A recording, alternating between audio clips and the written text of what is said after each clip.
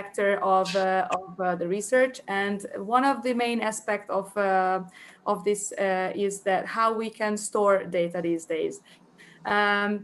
Why research consists of talking to a lot of IT professionals, and they have different points of view of how to share and store data. I will get back to that as well later. Aspects. When we talk about online assessment or any kind of assessment and research, the different kind of point of views and aspects also have big relevance. When we talk about language assessment, we will come to the point when we have to focus on why we assess, first of all, why and how and when and who. So these all different kinds of aspects will come later on. Methodology. Well, obviously, no need to say that methodology is also highly relevant.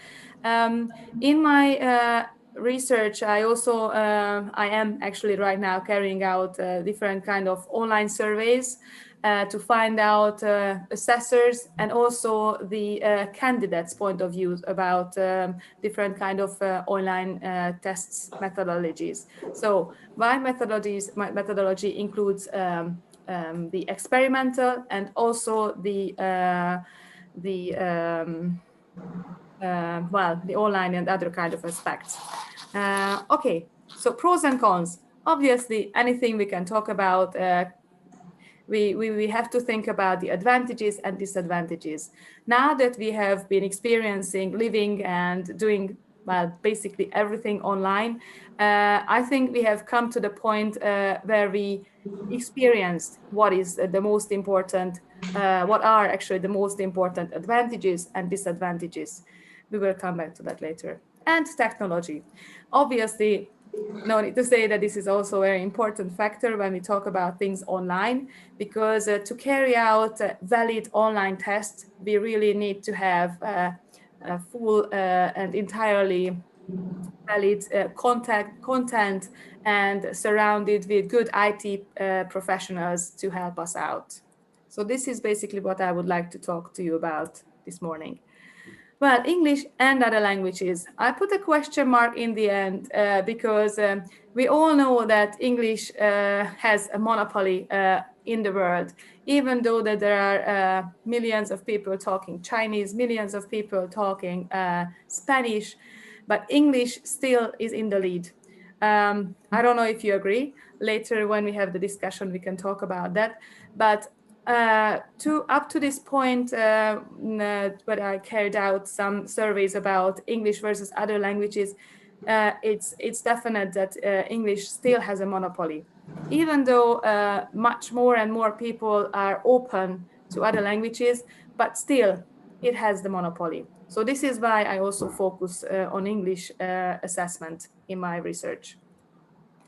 Different communication skills or specific set of vocabulary in the case of different languages? This is a very good question. I really wonder what you all think about whether in, for example, Czech or Hungarian as my mother tongue, or I could name any other languages like Polish, Turkish, French or German, or countless languages.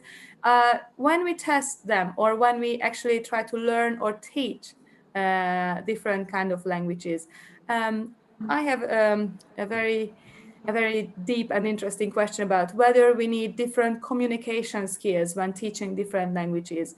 Whether is it important to learn to teach intercultural things? Well, my personal answer is obviously yes, because you cannot learn a language without have a really basic little background knowledge of the culture.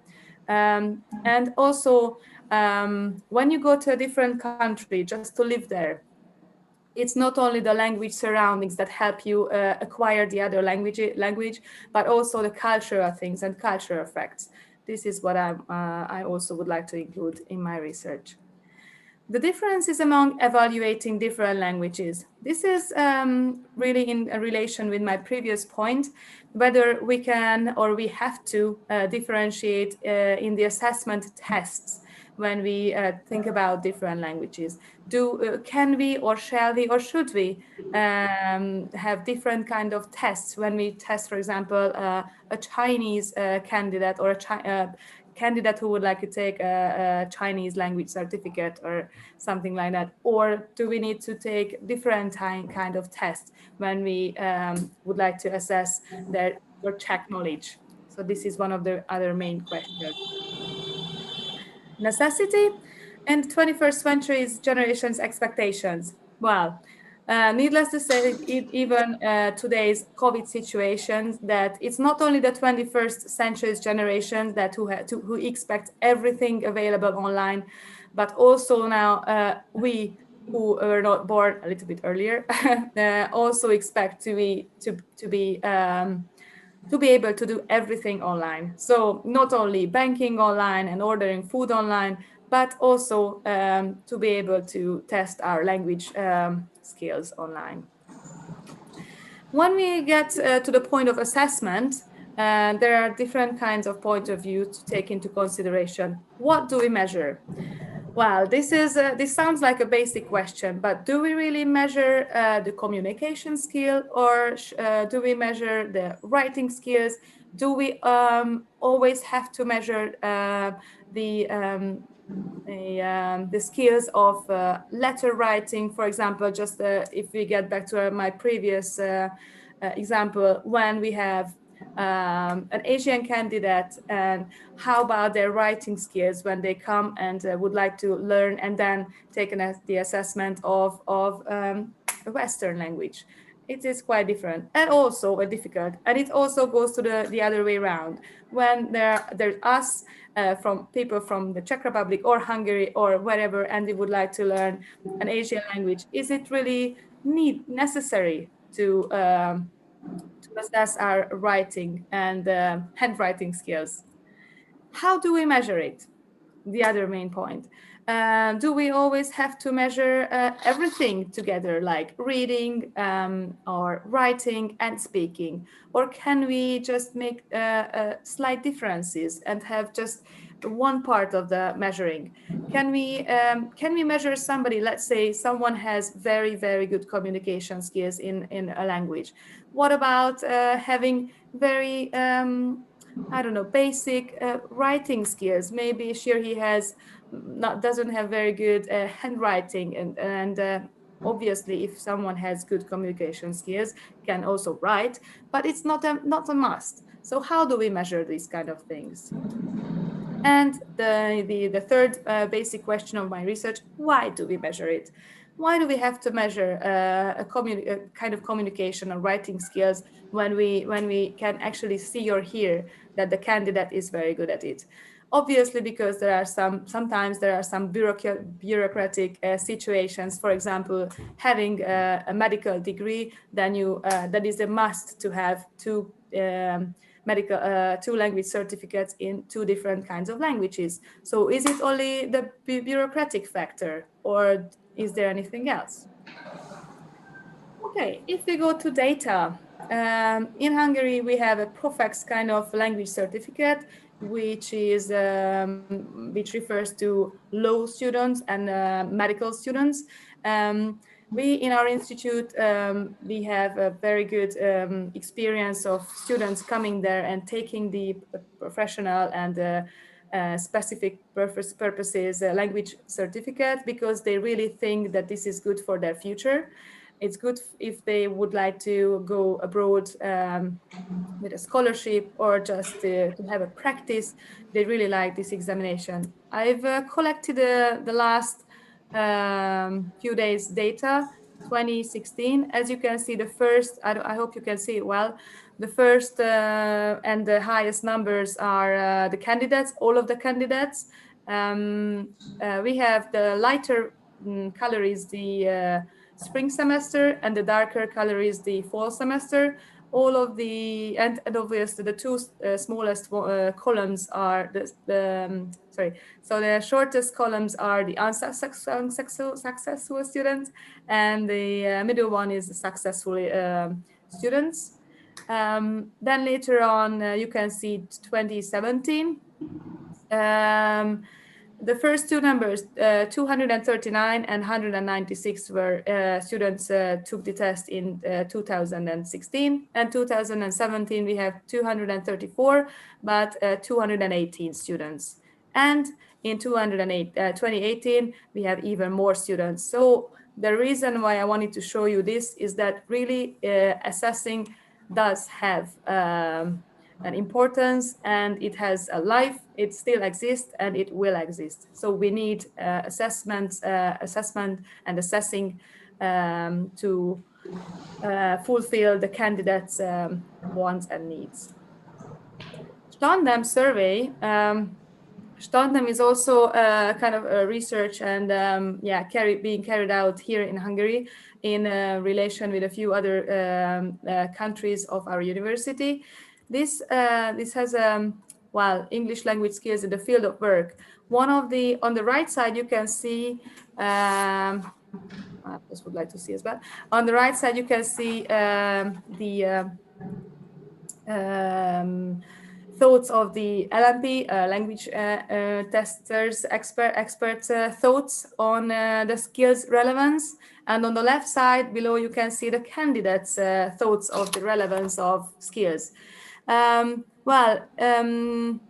will not talk you through all of the numbers, but as for my thoughts, the relevance of reading and listening and speaking and all these discussions, presentation and medical writing skills were a little bit higher in the other end, a little bit higher of the candidates than the experts' thoughts, which I found interesting.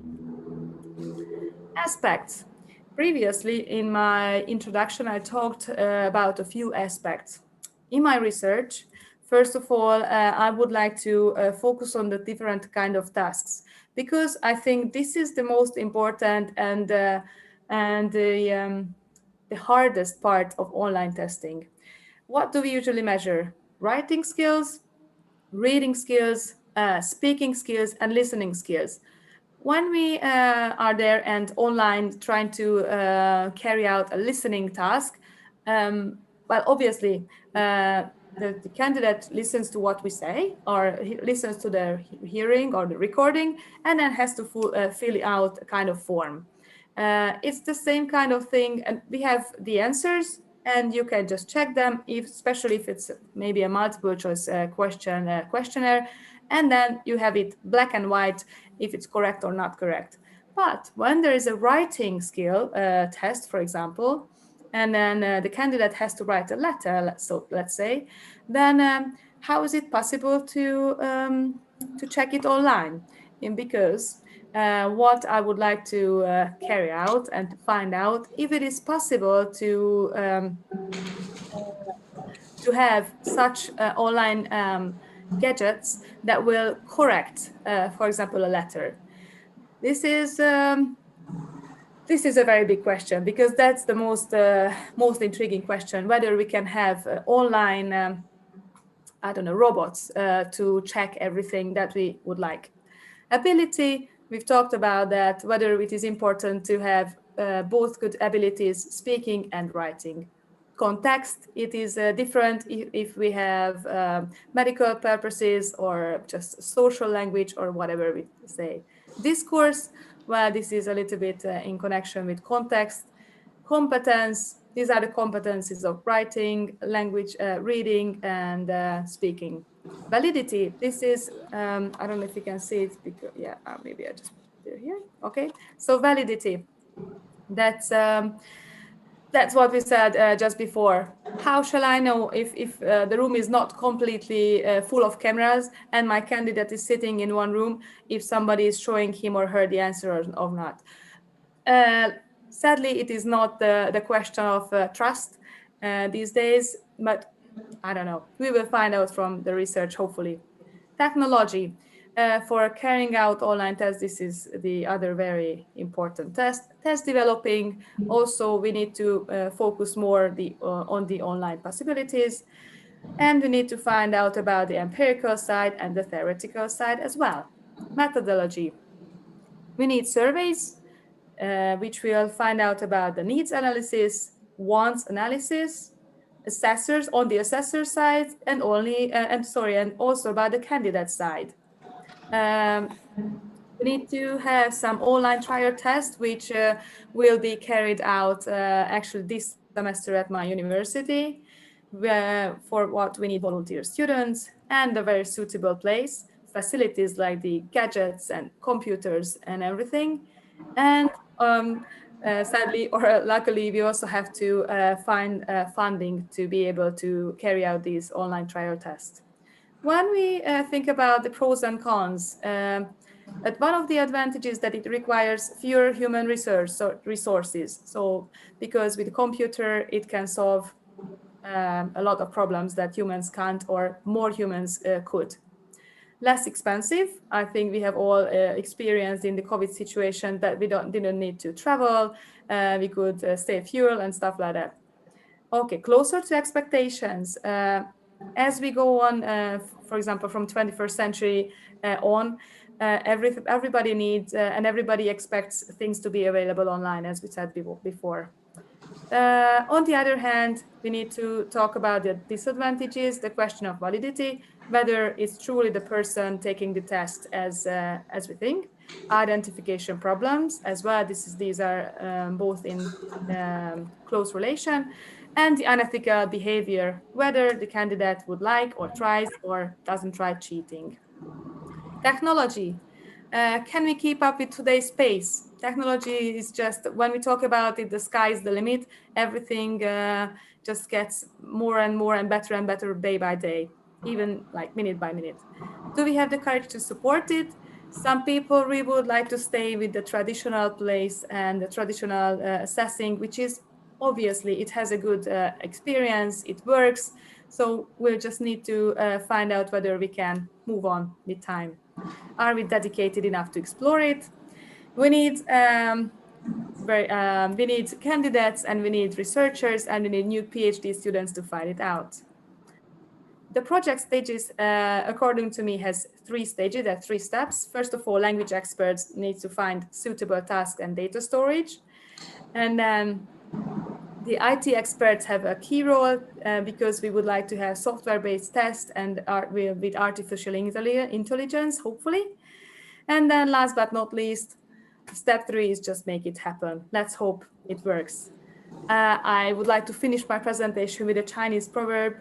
To learn a language is to have one more window from which to look at the world. And I just put the window here.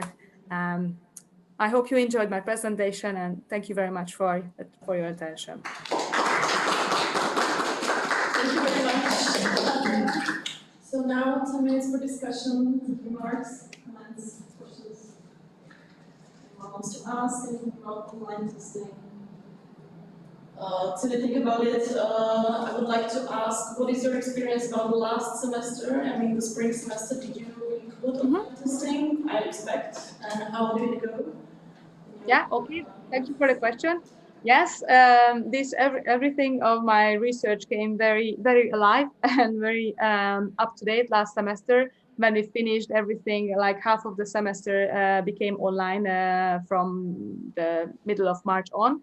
And with the help of everybody, our institute has a very good team of teachers, and with the help of my background research and with the help of the others' experience of online teaching, I think it went quite well. To start with, we had obviously some technical problems, whether all of the students have good Wi-Fi from basic questions like this. But we found good websites, and we were actually trying to make up our own quizzes or own testing systems. Some worked, some didn't. So this is one of the things that now I am actually processing last semester's data. One thing is sure, that I think the world was not prepared. So we really have to focus on as you said before, and it was a very good question, thank you, what we experienced last semester. I think students, what my best experience was that students didn't really want to cheat. They really wanted to know, and they really wanted to test their own knowledge, which was really good. We had, I think it was like 50% of oral tests or assessments in the end of the semester, and the written ones. And all of them were carried out, I think, well. And we needed to have students online. They were there. They were expecting our call. Nobody else was in the room, supposedly, or in our experience. So I think this part was really good. And as for the written exams, the system itself evaluated the results? As for the written exams, for the validity, we set certain times. We set different kinds of tests for the same groups. So this is how we wanted to try and make the test valid. We cannot be sure that if they wrote it together or if they have some other help, but in very important test, we asked students to actually be online, and we could actually see them writing. Yeah. This is what we So could you find had out. them on camera while they were writing? Yeah. Okay. Yes. Anyone? So you mentioned that some things worked and some things didn't. So what worked? Thank you. The online and the oral exams worked. So we found that very useful. We saw that there were nobody else in the room, for example, and the medical student. I don't know who you have experience with, but our medical students are really trying, and they really want to know the language. So this is, I think, a very good motivation for them, even at the assessment part. What really didn't work is, for example, the technical stuff. We couldn't guarantee, of course, that all of the students have good Wi-Fi connection. All of the students have their computer work. I have to actually admit that 1 hour before my presentation, my laptop said I don't have any Wi-Fi and at all, not even the neighbor's Wi-Fi. So I got a little anxious before. So these things with the gadgets can just happen. So these the technological things we couldn't get them work. How did you solve the situation with the student? Like, did not some students make excuses about not being able to connect to Wi-Fi or something like that? No. It was only a few students, a few candidates. Some of them we know. We had our maybe sometimes trouble some students also, obviously. So some of them we thought that she might not be able to connect because she doesn't really want to. But this, I really don't want to be prejudicial. I don't want to have any prejudicial thoughts. But it was only a few students out of the hundreds.